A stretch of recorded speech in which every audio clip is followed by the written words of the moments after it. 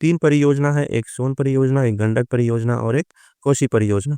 सोन जो परियोजना है ये सबसे पुरानी है। गंडक जो परियोजना है ये बिहार सरकार प्लस यूपी गवर्नमेंट ने किया है। और जो कोसी परियोजना है वो बिहार प्लस नेपाल जो कंट्री है उसने किया है। तो यही ये इम्पोर्टेंट है और इन सब चीज़ों को आपको ध्यान में रखना है।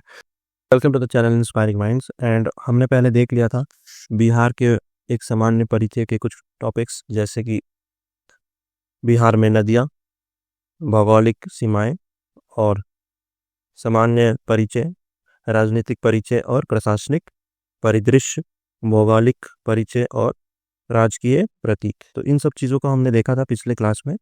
आज हम इनसे आगे बढ़ेंगे और देखने की कोशिश करेंगे बिहार में परिवहन। ठीक है, इसको हम लोग देखते हैं आज। तो सड़कों की कुल लंबाई बिहार में, बिहार का स्थान कितना है? तो सड़कों की लंबाई में बिहार का स्थान 8वां है। पक्की सड़कों की कुल लंबाई में बिहार का स्थान, पक्की सड़कें देश में 10वां है। ठीक है, सड़कों में क्या हो गया? सड़कों में कच्चा भी आ गया और पक्का भी आ गया। पथ घनत्व में बिहार का देश का स्थान तो पहला नहीं है, पहला जो है केरल है। बिहार का स्थान तीसरा है, थर्ड, मतलब रोड डेंसिटी। पथ घनत्व मतलब रोड डेंसिटी।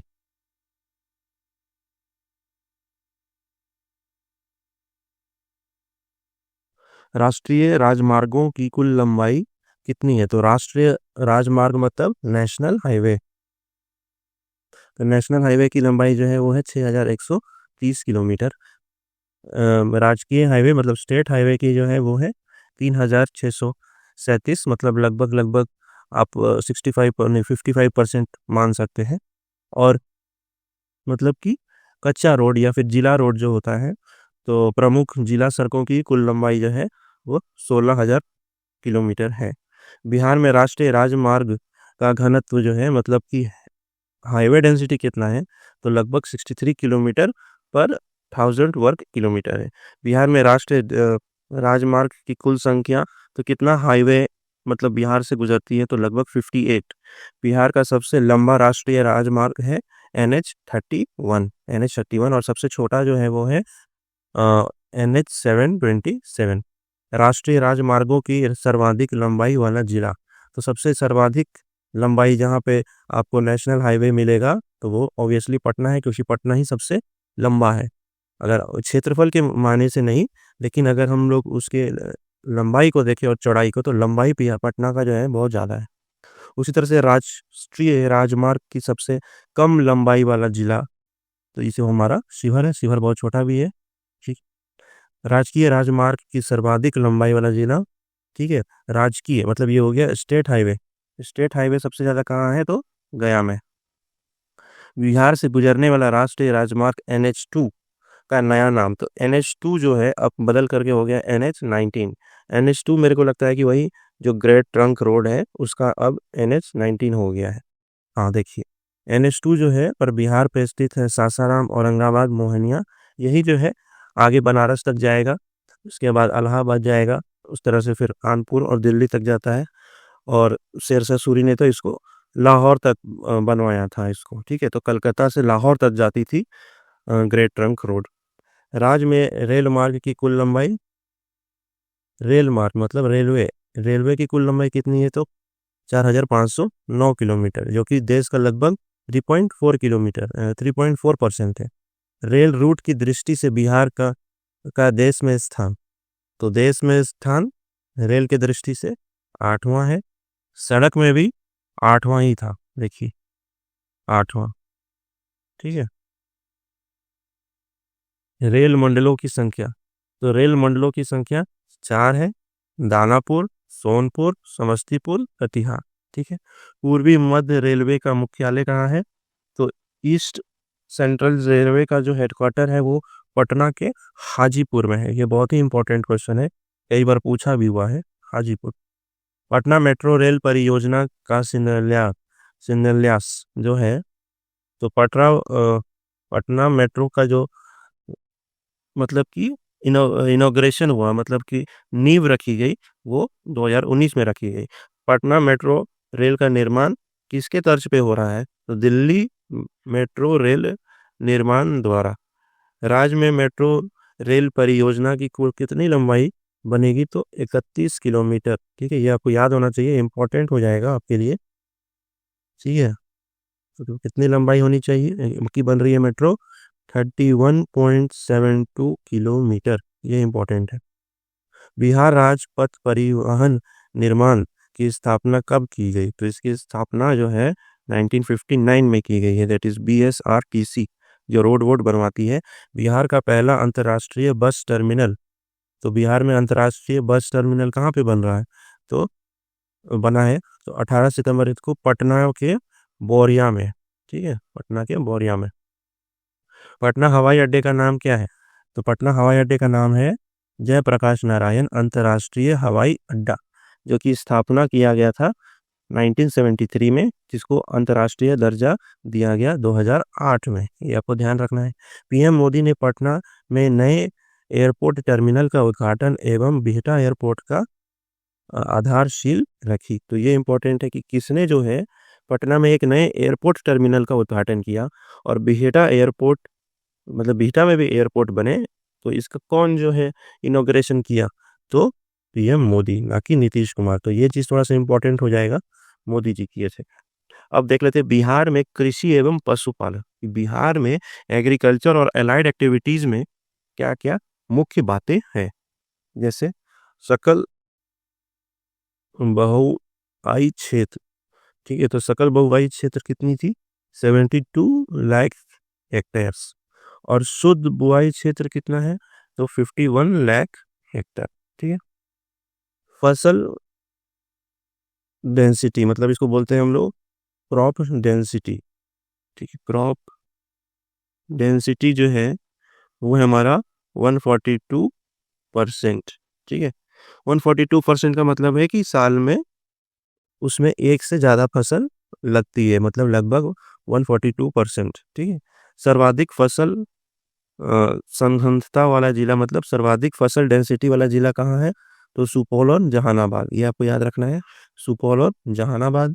और सर्वाधिक शुद्ध बुआई वाला जिला, ठीक है, जहाँ पे सर्वाधिक बुआई हो रही है, तो वो है भोजपुर और बक्सर। बिहार राज्य का सूखा से प्रभावित क्षेत्र लगभग 20%। बिहार बिहार में उपलब्ध भूमि में से खेती कितनी में की जाती है? तो लगभग 60% में किया जाता है। मतलब समझ रहे, 20% ड्राई हो गया और लगभग 60% में हम लोग खेती करते हैं।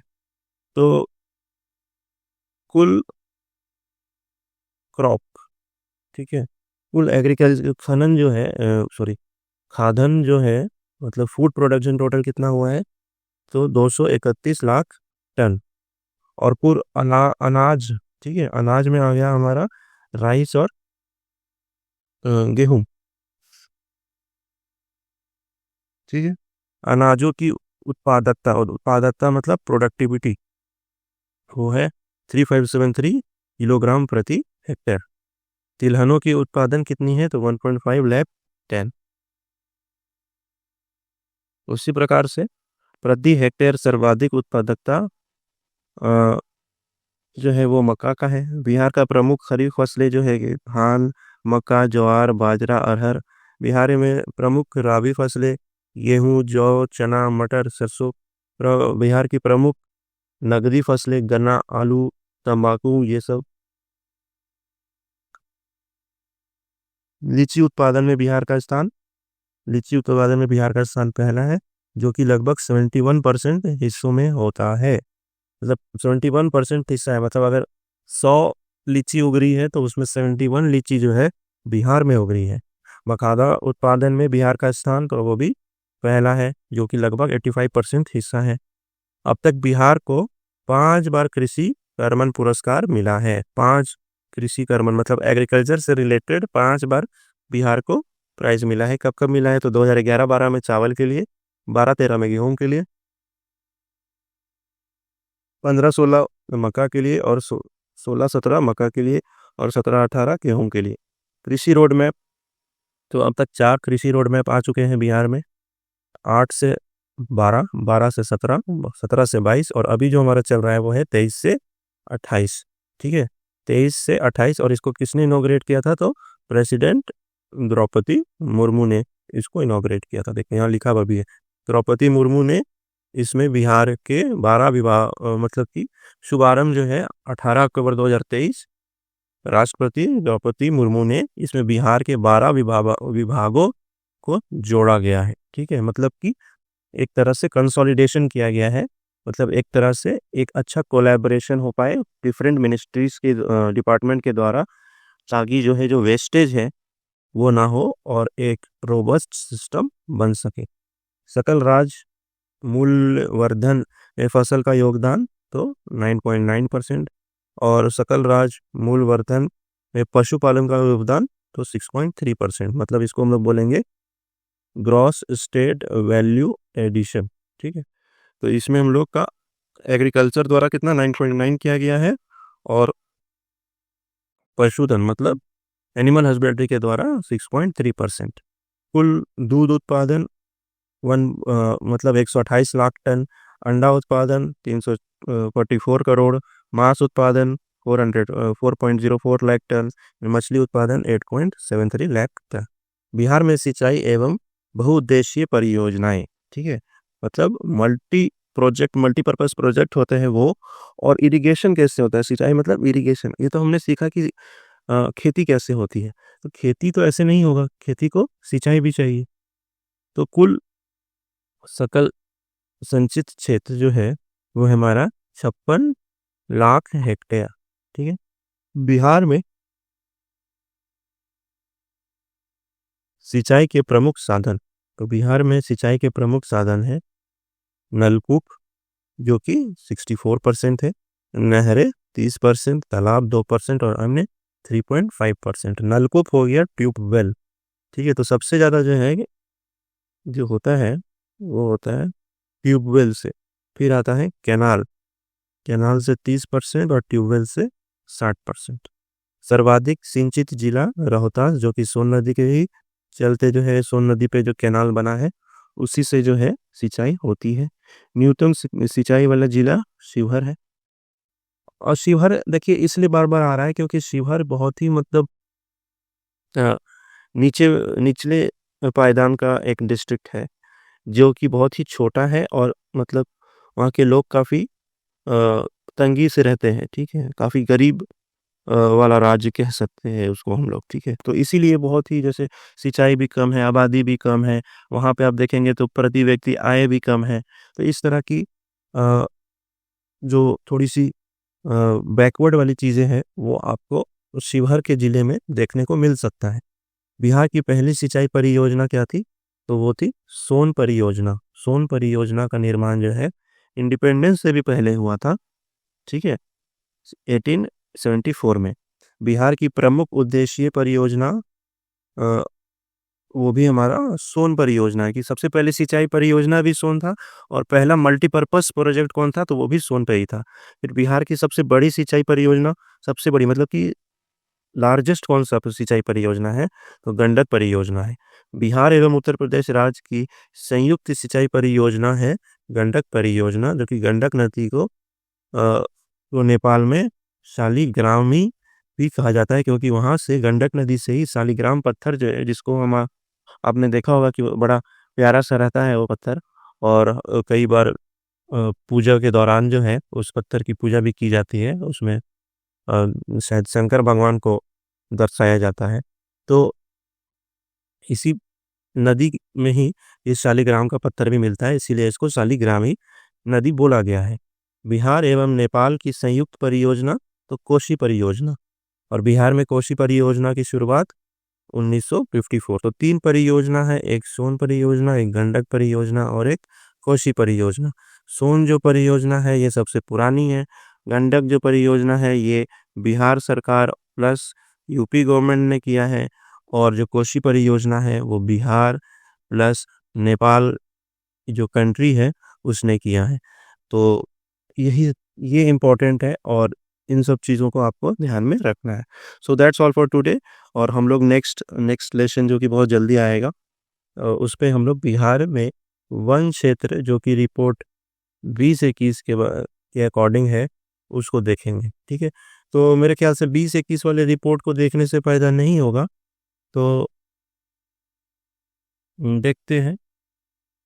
23 वाला रिपोर्ट मिल जाता तो ज़्यादा बेटर था। 23 वाला अच्छा, एक बार देख लेंगे 21 वाला। 23 वाला भी मिल जाएगा तो उसको भी ले आएंगे। ठीक है, सो थैंक यू।